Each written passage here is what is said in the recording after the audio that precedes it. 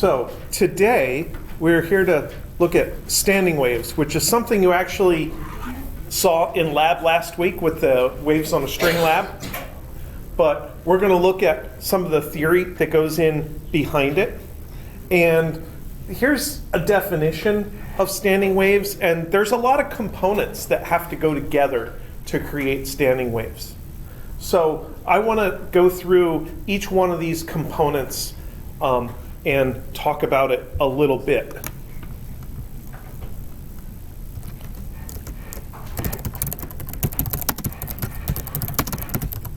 So we looked at oscillating traveling waves, which could be described by some function f of x comma t is equal to an amplitude times sine 2 pi over lambda x minus 2 pi f t.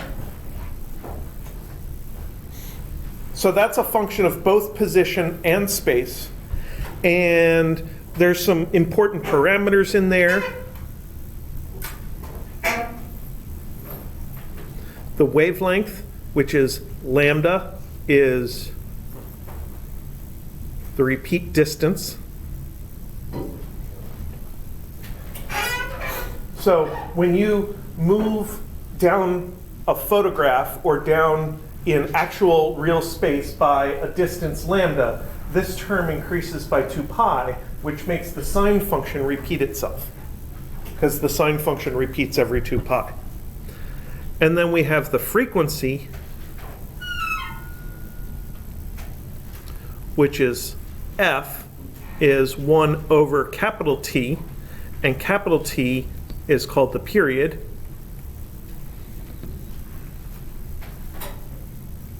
Which is the repeat time.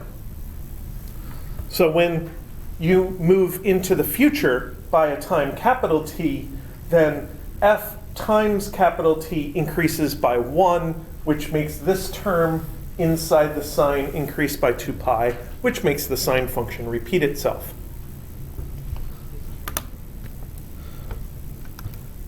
So that's the first component that goes into standing waves, is the existence of traveling waves. And we looked at v equals f lambda is the relationship between how fast the wave moves in space and the frequency and the wavelength.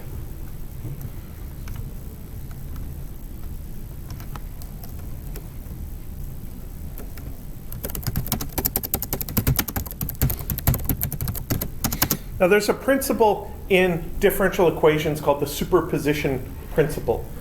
And it's about superimposing two functions on top of each other. I don't know why they don't call it the superimposition principle, they call it superposition. So,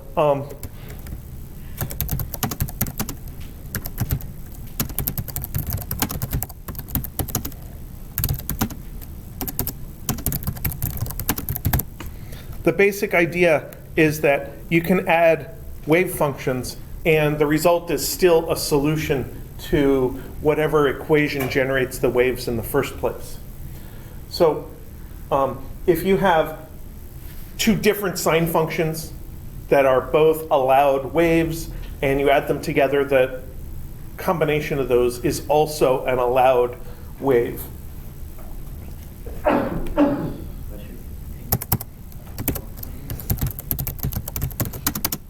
And the idea of interference is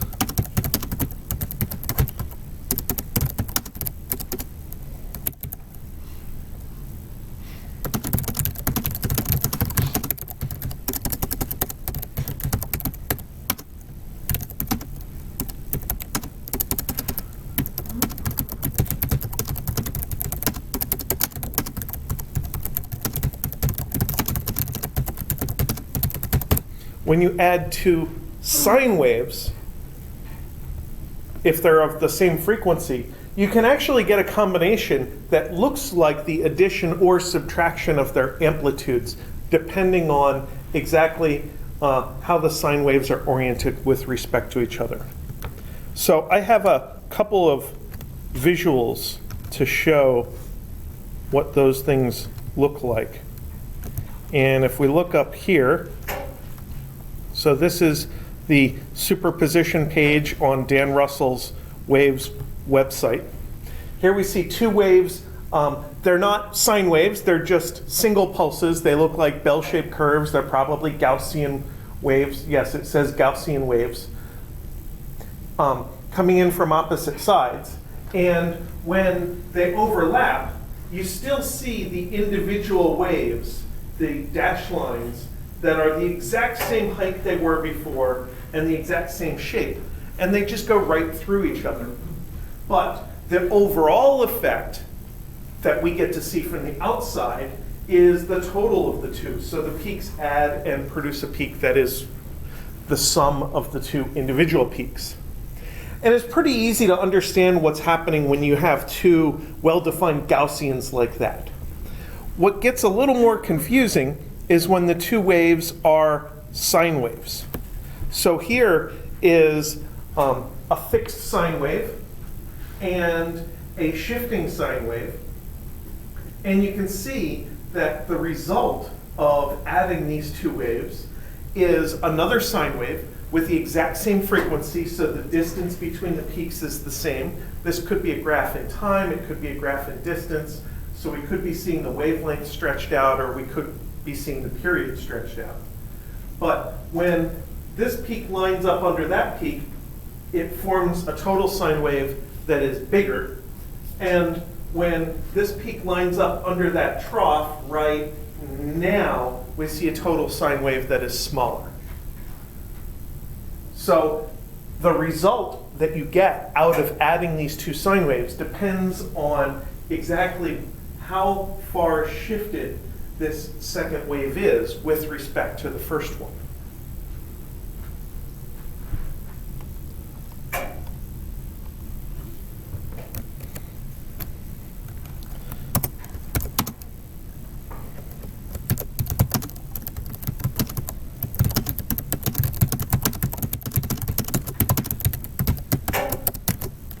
So when you have the two waves line up peak under peak, that's called being in phase.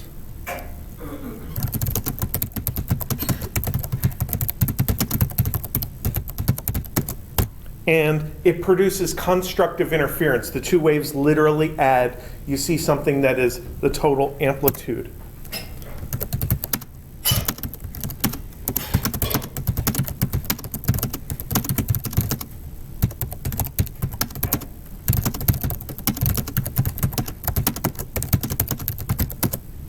Now, for the case where the peak of one wave lines up with the trough of the other, that's said to be having waves that are out of phase.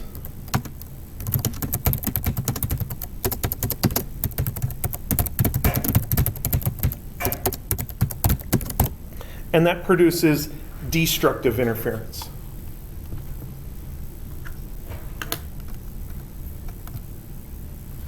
So mathematically, you could have an F1, which is sine of 2 pi over lambda x minus 2 pi ft plus phi1. We can represent a phase shift by adding a constant inside the sine function. And that's equivalent to shifting in time, because you could have a constant t minus t1 inside here and just factor out the 2 pi ft1 and call it phi1.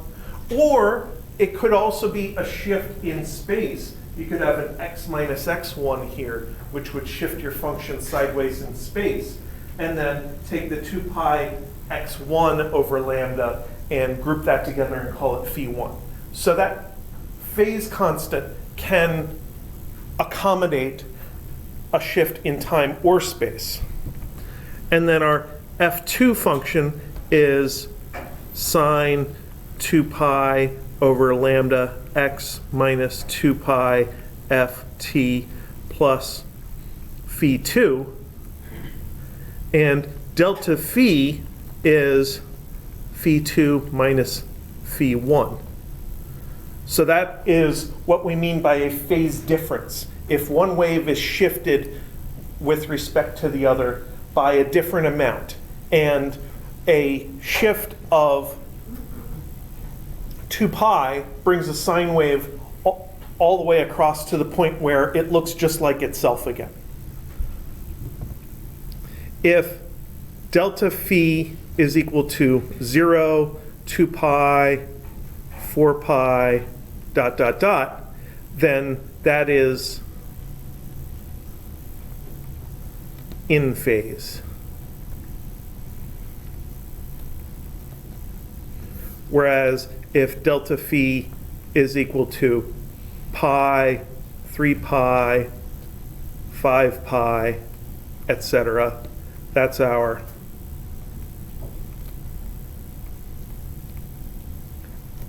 out of phase.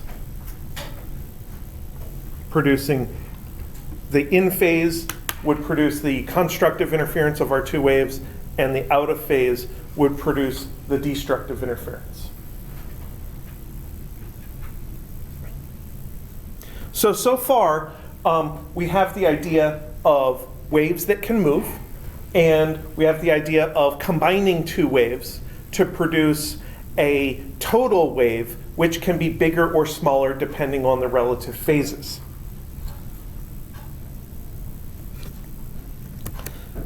Now, standing waves happen when you have two traveling waves that are traveling in opposite directions. So here's a picture that shows two sine waves moving in opposite directions. And when you add them together, you get a total that looks like one of the sine waves, but instead of moving sideways, it grows and shrinks. And after it gets to the point of being 0, it keeps going into negative territory. So if we look at this one point that's moving up and down, it oscillates in time, but it stays in place in space. This peak is always at the same location. On the other hand, this other point that's on the axis all the time represents a point of the wave where we don't have any activity. This point stays on the axis the entire time. And I'm going to grab a screenshot of that equation.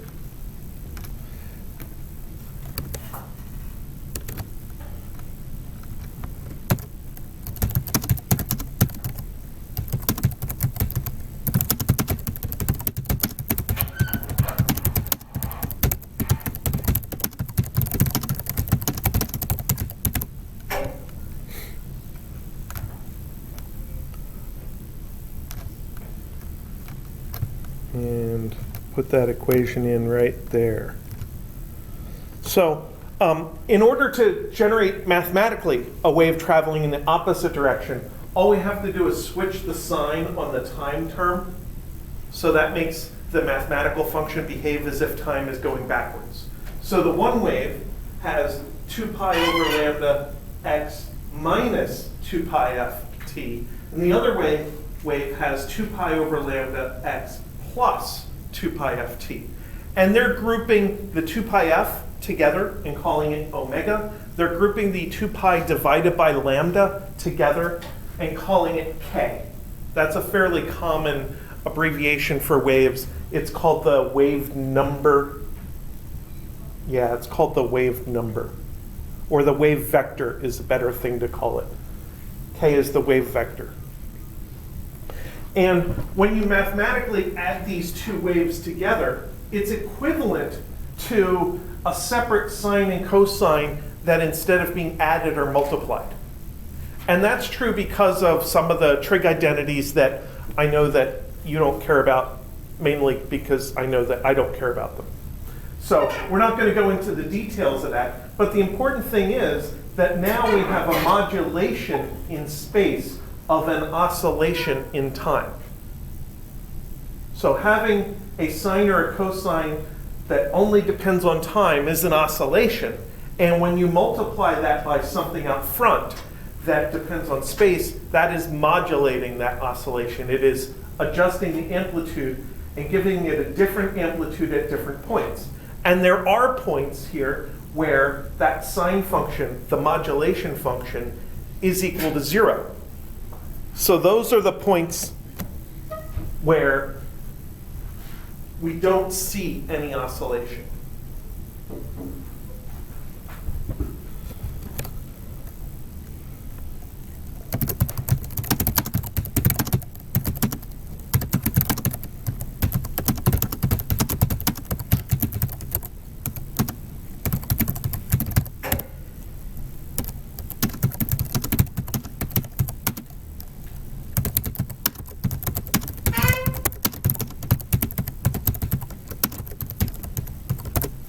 So the standing waves have these properties, positions called nodes and antinodes, or nodes and peaks. That's a feature of standing waves.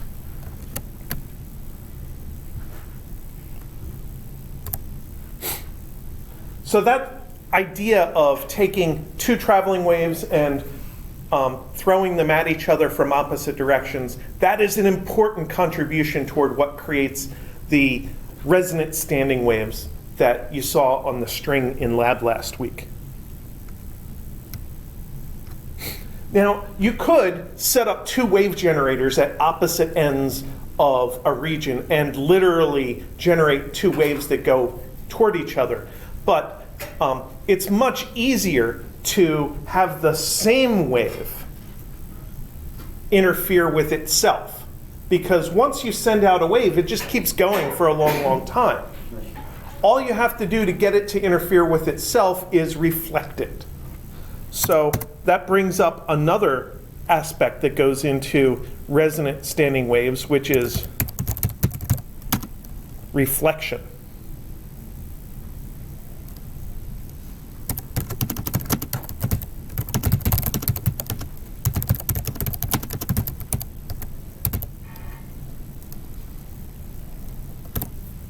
So reflection is just bouncing a wave off of a surface. And most waves will exhibit this phenomenon called reflection. We see it with light waves, we see it with sound waves, we see it with water waves. And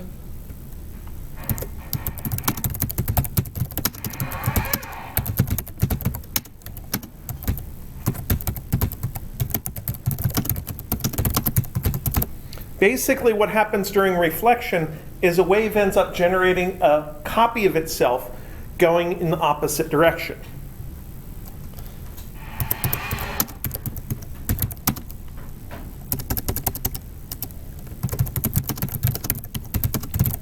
The easiest kind of reflection to think about is reflection of a string wave. And we have to have an end to our string somewhere. And the most common end point to have on a string is a fixed end where the end of the string is clamped down.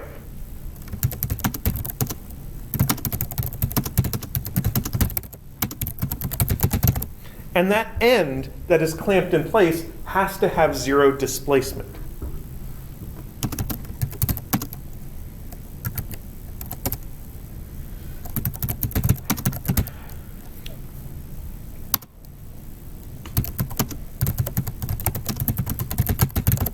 Now, when you send a wave down the string, that incident wave does have some displacement.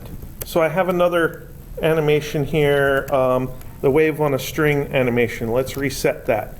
And we'll go to the, no, I'm not going to that. I'm going to the pulse mode. And I'm going to set the tension down a little, and I'm going to turn the damping off. So here, I've generated a wave pulse, and it's heading down the string. And when it gets to that end, what we see is that it kind of just starts going away. Because that last little bit of the string is forced to have zero displacement. And what we cannot see here is that 0 point there is actually generating another wave coming the opposite direction to cancel out the positive wave that came in from the left. So as we continue forward, we'll see that negative reflection start to appear, and now the actual reflection is continuing off to the left. And the left end of the string is the same kind of end, it's clamped in place. So each time this pulse gets to one end of the string or the other, it turns upside down. Now I'm just going to let this stay here, going back and forth and back and forth, and once you're all asleep, I can leave. Now,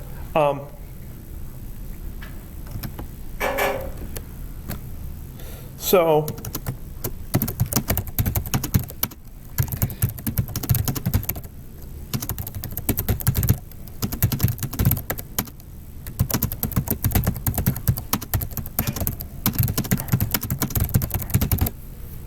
in order to generate that 0 at the very end, we end up seeing an upside down copy of the wave get reflected off the end of the string.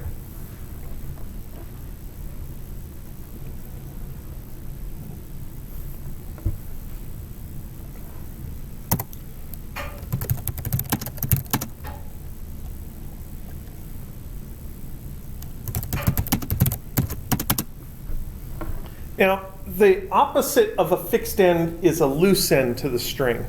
And our simulation can show that as well. This string has to have tension on it, so we have to be able to provide a horizontal force on the string. But what they've done is they've put a ring on the end of this so that this ring is free to move up and down. So this end does not provide any vertical force. It only provides a horizontal force. And that produces a free end of the string, and it produces a different kind of reflection. When the pulse bounces off the loose end or the free end of the string, it bounces off right side up.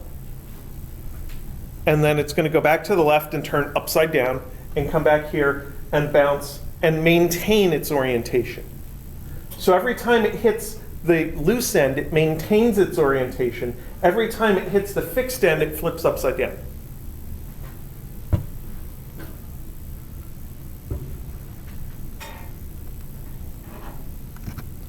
So let's go back to the fixed end. So with the fixed end, every time it hits either end, it flips upside down.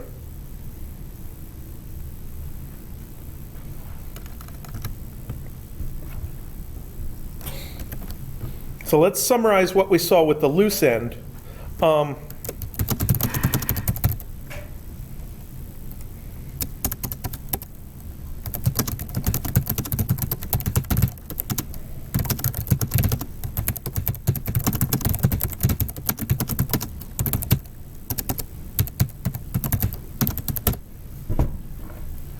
So here, the reflection is generated right side up. Now it's hard to explain why that's absolutely required.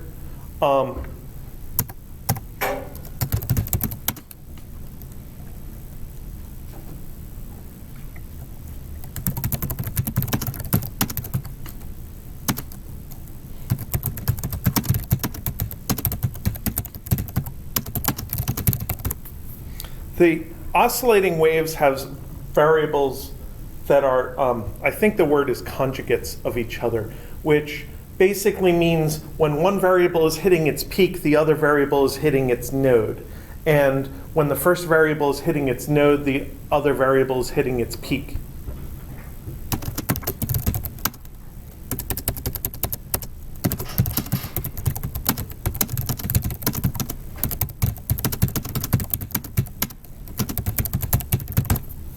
And depending on what kind of reflection you have, it's either one variable or the other is forced to a node at the reflection, which means that the other variable is forced to a peak of the sinusoidal oscillations.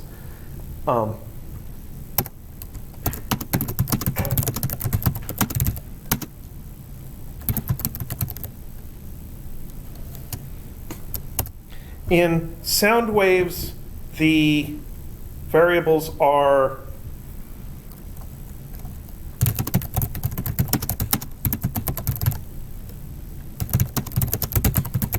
displacement and pressure. So the maximum displacement might occur at 2 points. Let's graph pressure.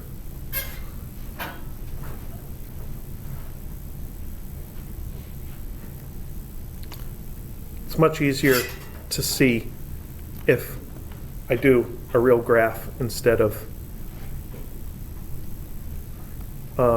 and we're graphing for sine waves, or for sound waves, delta pressure. For sound waves, there's always a fixed amount of pressure that is like the baseline, the average, like atmospheric pressure, and then the wave is a variation above and below that pressure.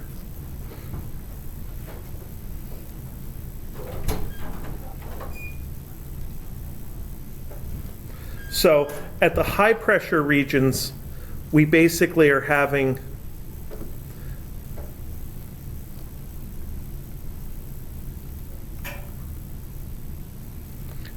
high pressure there because we are displacing air molecules into the high pressure region. You push air into something, the pressure goes up. So in order to form this high pressure peak, we're displacing air molecules forward and backward into this high pressure peak. And at this point, and at that point, and at that point, those are the nodes of displacement.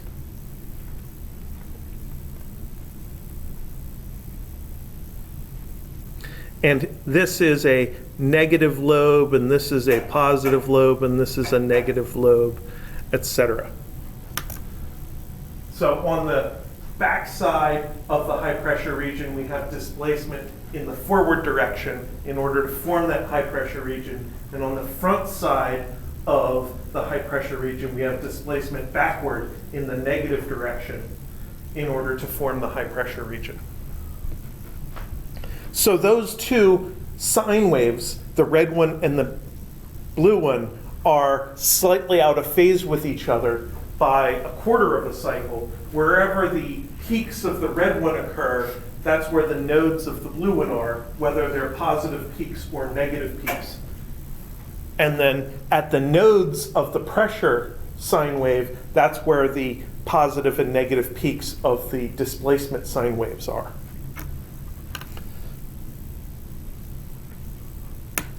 So, like I said, at a reflection of a sound wave, one or the other of these variables is forced to be a node. And that means that the other one is forced to be a peak.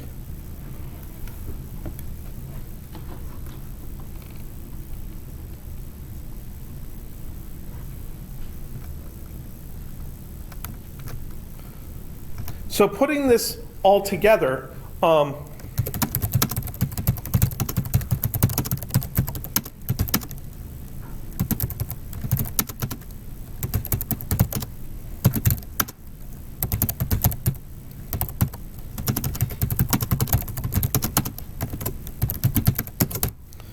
if we want to get this fun phenomenon of resonant standing waves, we have to have a region that supports waves, and we surround that region with reflectors. For example, the string that you had in lab last week. The string is the region where the waves can carry back and forth. The reflectors are the two ends that are clamped down. And that region surrounded by two reflectors is called a cavity. Probably the name comes from the fact that if you have an air cavity inside a solid object, you can have sound waves go back and forth inside that air cavity. You can do the same thing with microwaves. You can have a metal box with a hollow in the middle, and that hollow region can hold microwaves, which are electromagnetic waves that can travel back and forth.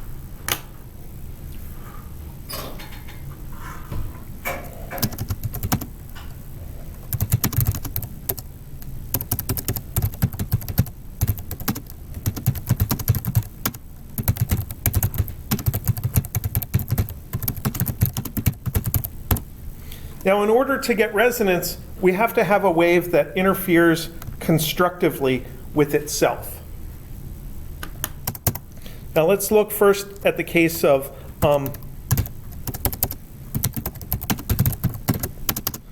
similar ends.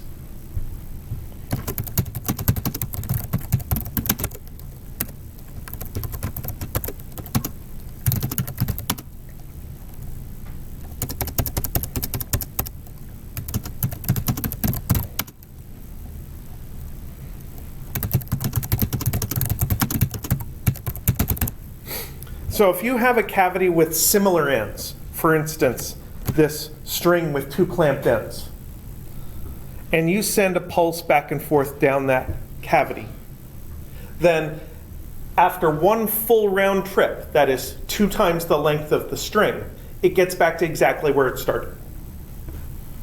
So we are moving to the right here as a positive pulse, and it moves 1 length and 2 lengths, and it's back as a rightward going positive pulse.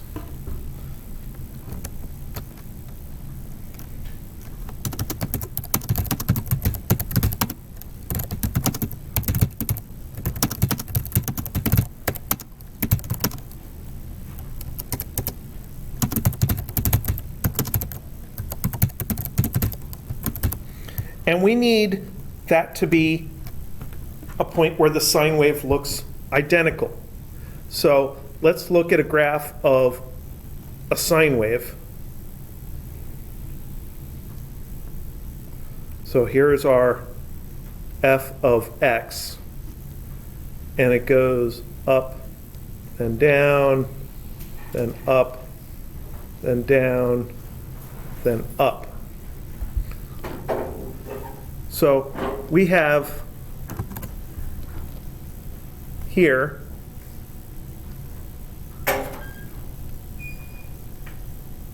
our reference point. And the points where that sine wave looks identical are here at 2 pi and here at 4 pi, etc. And that is x equals lambda and x equals 2 lambda, etc. So that's phase is 2 pi, phase is 4 pi, etc. So if we think about this as a picture of, as a graph of a wave in space, that first repeat, the first arrow, the first copy of the reference point would be 1 wavelength away, the next one would be 2 wavelengths away, etc. So our equation that would describe constructive interference would be 2L is equal to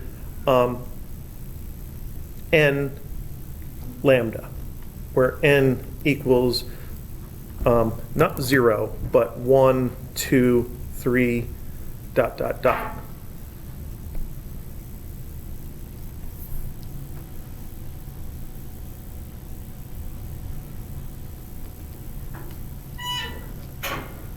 So let's try to draw our n equals 1 wave on the string. So here's our string with the 2 fixed ends. In this equation, if n equals 1, then lambda equals 2L. So lambda equals 2L. So that means that as I look at the string is only length L. That's only a half a wavelength. So when I draw my wave on this string, it should basically look like that. That's half of a sine wave. And if we think about what the n equals 2 wave should look like, here's our original string without the waves. N equals 2 should be lambda equals L. And that means that the string represents one full wavelength of the wave. And I'll only draw one more, n equals 3. So there is our string. And we need lambda is 2L over 3, because to solve for lambda, we divide by n. We divide by that integer. So we have our 2L divided by 3. So that means that this point here is the 2/3 point. That's where our sine wave ends. Here's the 1/3 point. So I should be going up, down, up, and then get back to the axis. And each successive wave that resonates on this string will have one more node in the middle, 2, 1, 0, one more lobe of oscillation. We're only drawing the spatial portion of the wave. Remember that these waves are standing waves. They're all multiplied by an oscillating cosine function in time. So they're going to start looking like that, and then they're going to go to 0 and flip upside down, and then go to 0 and flip upside down. So animated, they look like those things. So the n equals 1 is the entire string just oscillating up and down and up and down. The n equals 2 has a full sine wave, 2 lobes. The n equals 3 has 3 oscillating sections. N equals 4 has 4 oscillating sections. I can't actually put this in the OneNote. OneNote doesn't support animated GIFs. And yes, they're pronounced animated GIFs, not GIFs.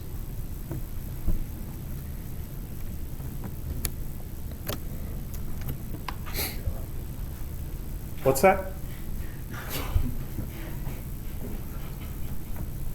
I'm probably not supposed to inject religious words into physics class. That's the euphemistic term for arguments on the internet. It's religious wars.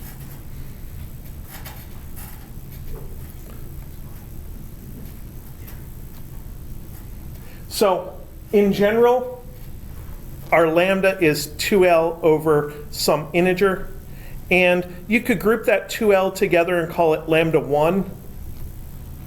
So each successive wave has a wavelength that is some fraction of the original wavelength.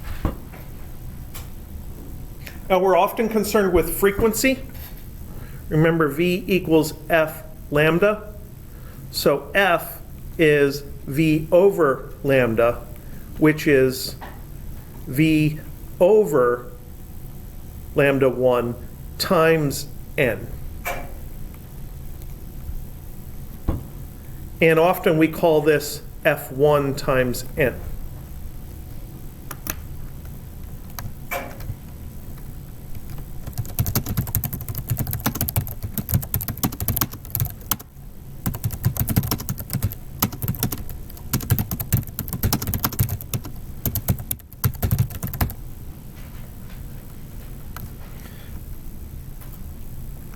So that first frequency, that is V over the first lambda, is called the fundamental frequency. The others are called harmonics.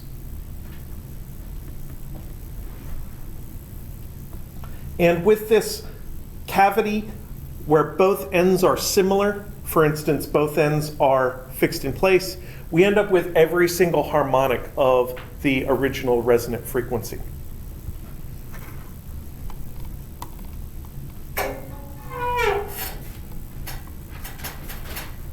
So that's the easy case. That's the case where both ends are similar to each other.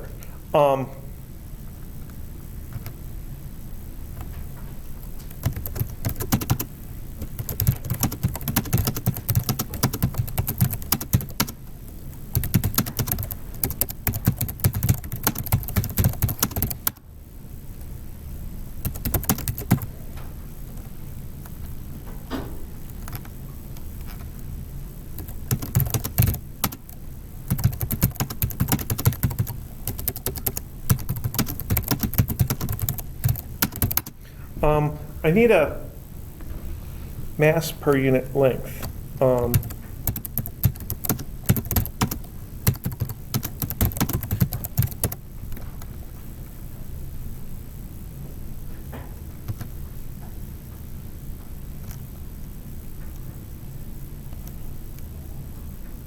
Four grams per meter? Sure.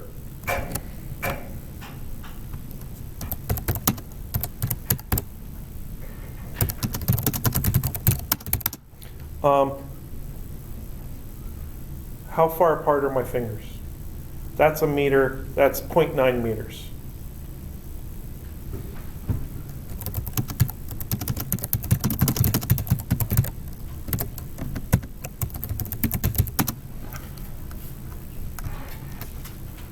So here's a scenario which is perfectly valid question, maybe even a question I might put on the final exam about standing waves.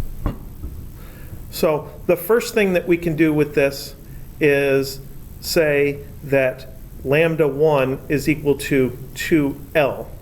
I guess I have to add that the string is clamped at both ends. That's a required specification. So our lambda 1 is 1.8 meters. And V equals F lambda. So our 220 hertz is the fundamental frequency times 1.8 meters is the fundamental wavelength. So our V has to be 396 meters per second. Now this isn't a sound wave, this is a wave on a string. And waves on a string have a particular speed. V equals the force of tension over mu with a big square root. So that tells me that the force of tension is V squared mu is 396 meters per second quantity squared times 0.004 kilograms per meter.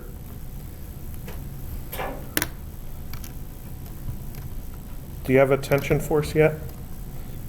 396 squared times 0.004 is 627. What are our units? Kilogram meter per second squared. There's a kilogram from here. There's a meter squared, but one of them is canceled out by the per meter of the mu. So we only have plane meters, and there's a per second squared. And in case you don't remember from Physics 1, that is 627 newtons. A newton is mass times acceleration, kilogram meter per second squared.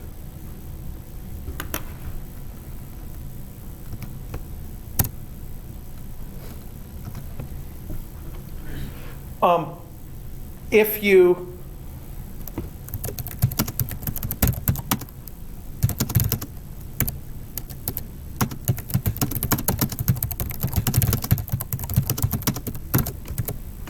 increase the tension, let's say by 1%, let's see what happens to that.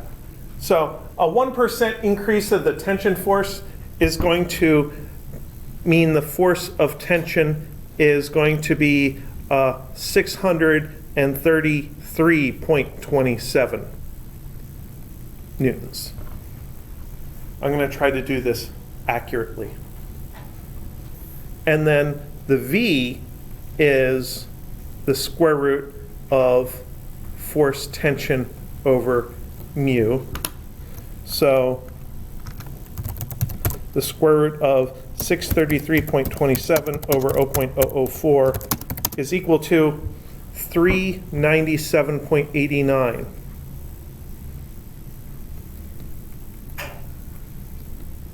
Meters per second.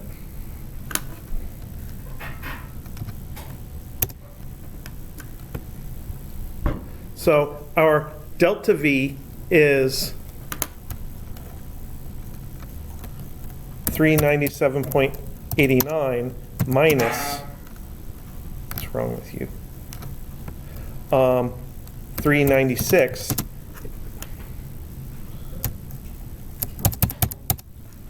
Really, you can't do that? 397.89 minus 396 is 1.89, and delta V over V is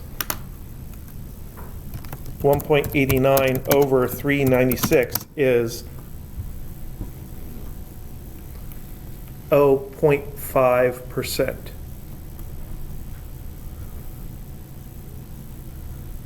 Now that 0.5% is not a coincidence. That 0.5% is caused by the original change being 1% and then taking the square root of the quantity. So when you have a quantity that's raised to a power and you have an error in the original quantity, that percentage error is multiplied by the power. So a square root is a power of 1/2. So we take that percentage error of 1%, multiply it by 1/2, and we get 0.5%. That's the error caused in the velocity. And then when we calculate the frequency, F is V over lambda is 397.89 over 1.8. Wasn't that our lambda? The lambda's not going to change. We get 221.05, and delta F is 1 hertz, and delta F over F is 0.5%. So that 1% change in the tension caused a 0.5% change in the frequency.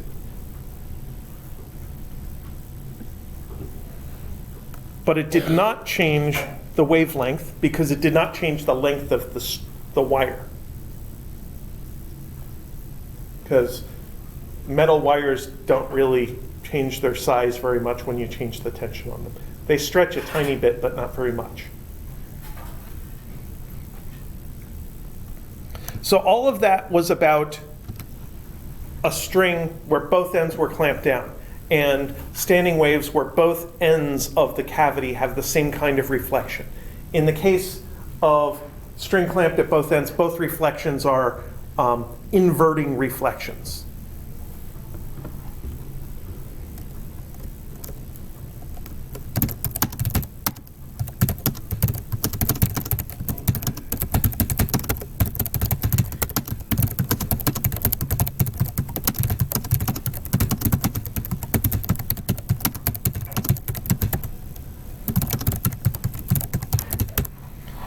Now, on the other hand, we have those kind of reflections where the wave is not inverted. So that is when we have the loose end. And we see that when we go down and back and look at what the pulse heading back in the forward direction is, it's upside down from what it was before. So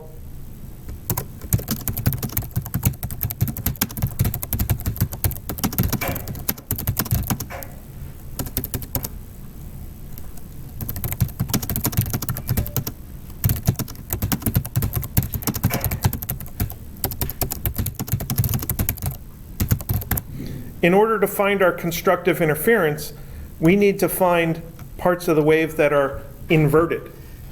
So let's look at our graph of a wave versus x. So this is f of x.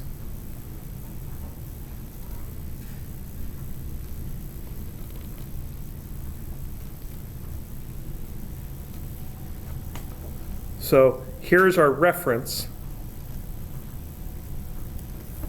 And this point here is lambda over 2, half a wavelength. And we look exactly opposite of what we look like at the reference. instead of having an ascending node like at the reference, now we have a descending node here. And over here we have 3 lambda over 2. And then 5 lambda over 2, et cetera, et cetera. So our equation that defines the relationship is 2L is equal to, I'm going to call it n prime lambda over 2. And n prime can only equal odd numbers.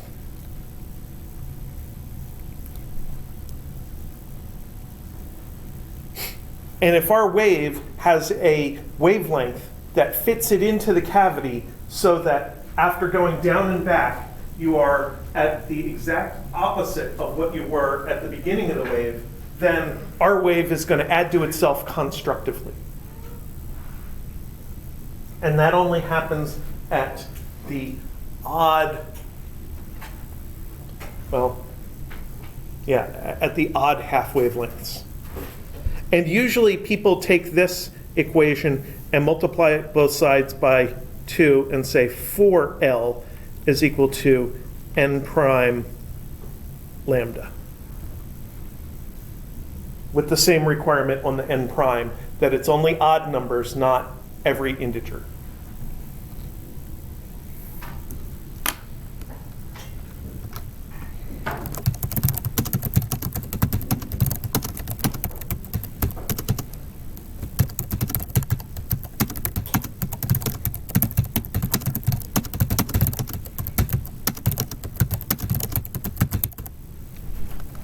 Now, as it turns out, the strings where you have one end open and one end closed are kind of rare. What's more common is sound cavities. So I wanted to show you kind of a picture of what's going on in the sound cavity. And that is over here.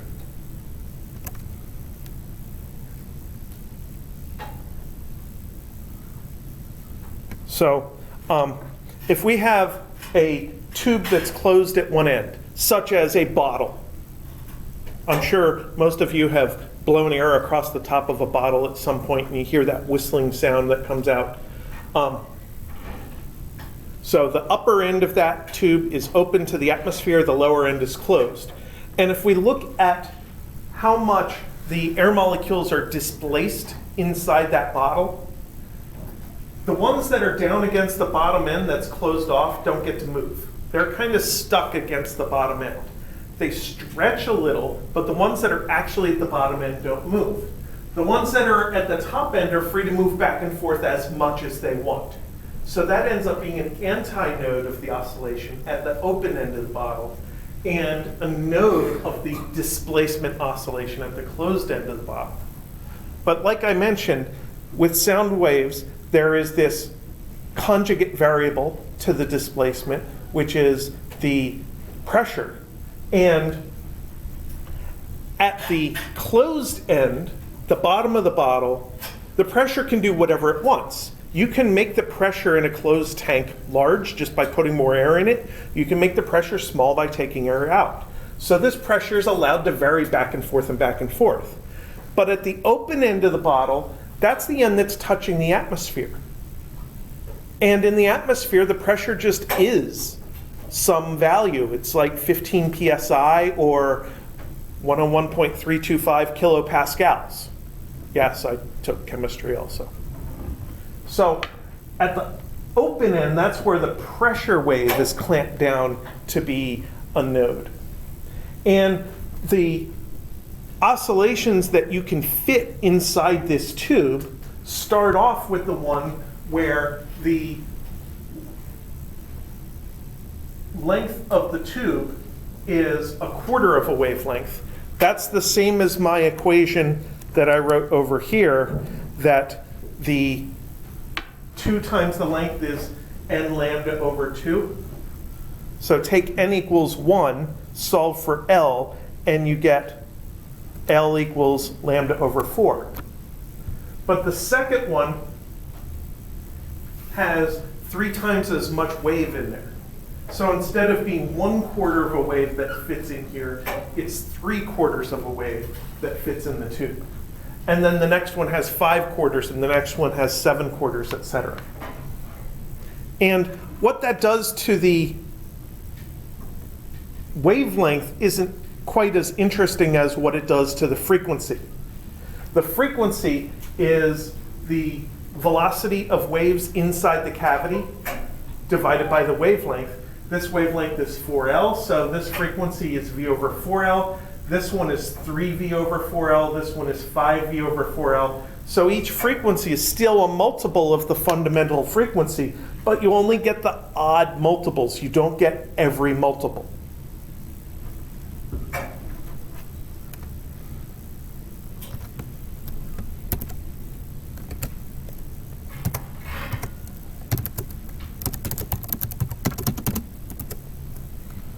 So there is a link to the graphs of these things. And as an example,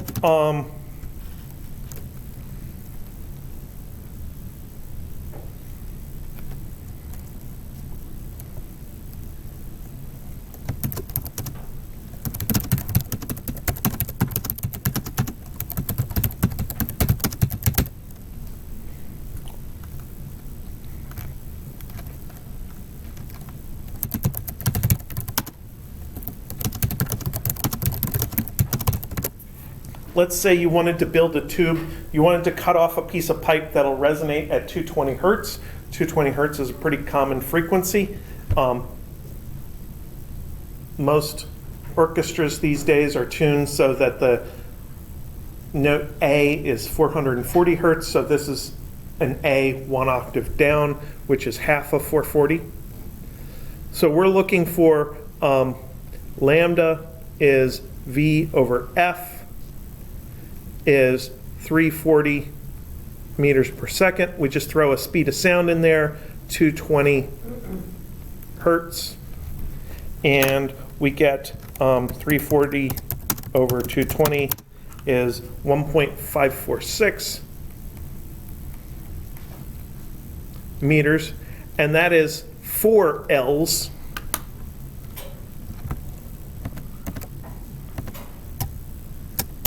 So then we take that and divide by 4, and we get 0.386. 0.386 meters is equal to L.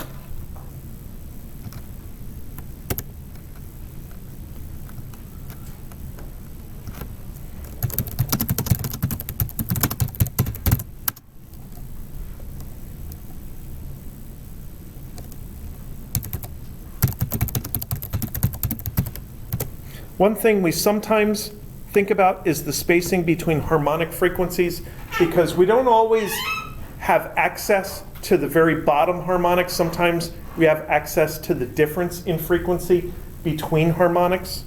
So we can look at that. Delta F is equal to, for instance, F7 minus F5. In this case, because we only get the odd harmonics, which is 7 times F1 minus 5 times F1 is 2 times F1. So this would be 440 hertz.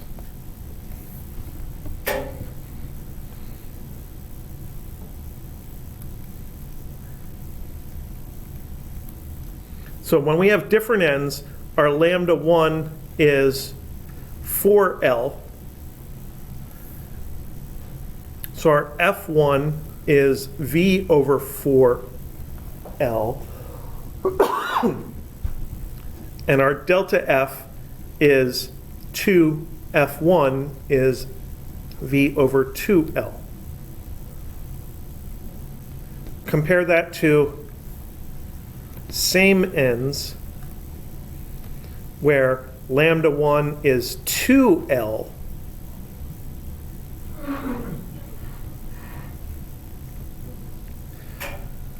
F1 is V over 2L. Delta F is F1.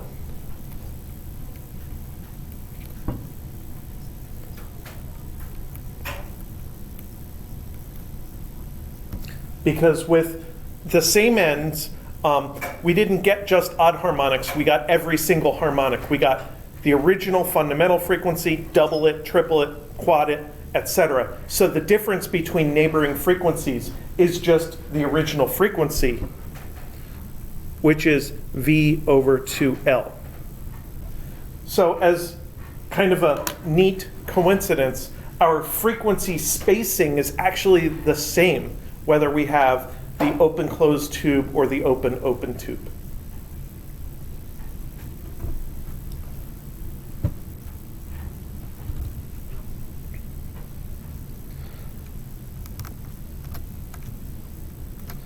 All right.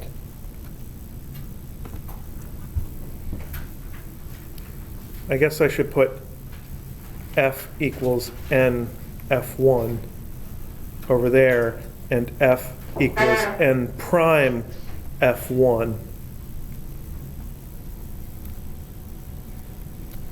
with the stipulation of odd only over there. And really, these first equations here are the only ones I use to think about standing waves. A lot of books like to try to finagle this into a pattern where you have every integer.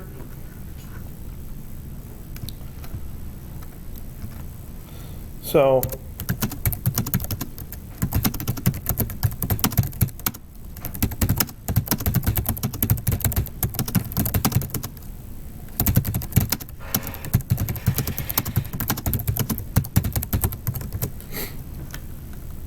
mathematicians like to use variables that take on integer values instead of just saying that you're restricted to odd integers.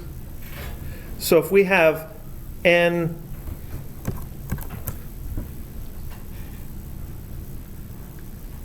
equals 1, 2, 3, ... Actually, let's go 0, 1, 2, 3, ... Then 2n is 0, 2, 4, 6, ... And 2n plus 1 is equal to 1, 3, 5, ... So you'll often see derivations of standing waves where you see all these 2n plus 1s show up. And that 2n plus 1 is just a stand-in for odd integers. It's just a generator for odd integers. So most engineers I've seen describe this are just perfectly happy to say, we have an integer multiple of the frequency here, and in this case it has to be an odd integer. They don't bother with this 2n plus 1 formalism here.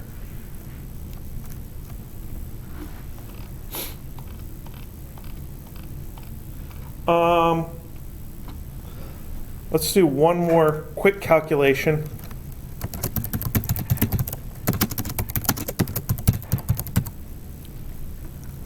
And that is radio antennas.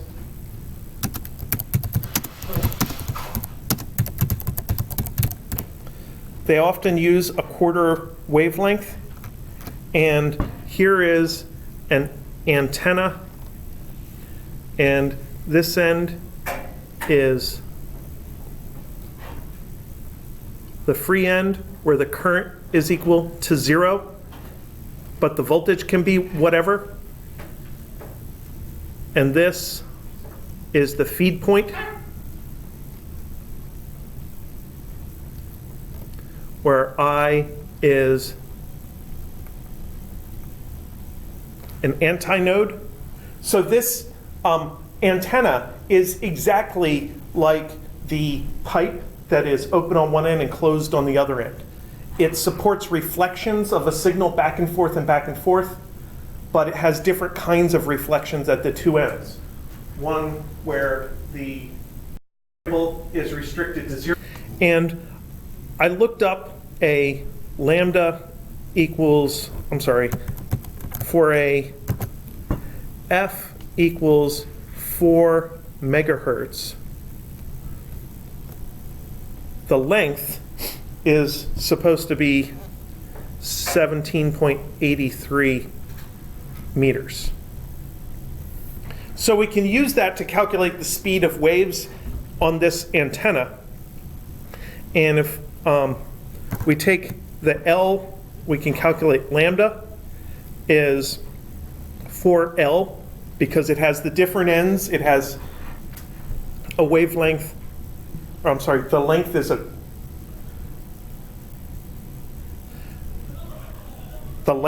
a quarter wavelength, so the wavelength is 4 times the length. That is correct.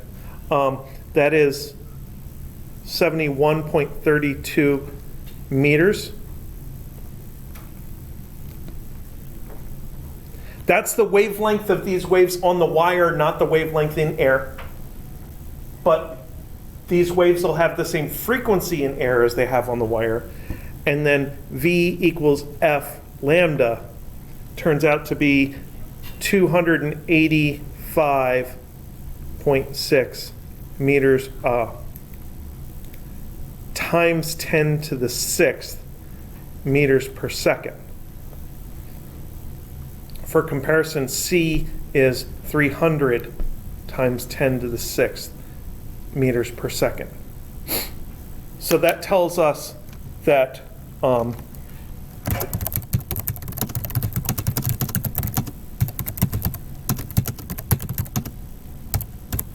those waves on the wire travel at almost the speed of light. That's 15 meters per second, 15 megameters per second out of 300, so it's 5% slower. So C over V is approximately 1.05 on the wire. We often think about this fraction of how much slower is the speed of the actual waves in the material versus the speed of light as a way to describe that material and how it interacts with waves. So apparently for this material, for actual electrical waves, moving electrons, there's a 5% disparity between the speed of light and the speed of waves in the material. All right, so that is standing waves. Looking forward, we're going to talk about decibels and intensity on Thursday. We're going to talk about optics next week. And I will be here holding class on Tuesday of Thanksgiving week. I'm sure you'll all be here. Yeah, and then the following week, I don't plan on having any new material. We'll just review for the final, talk about whatever you want to talk about. And our final exam is the last day of finals, Thursday the 12th. Yeah, at 11? It's in the middle of the day. There's like 4 time slots, and ours is in the second time slot.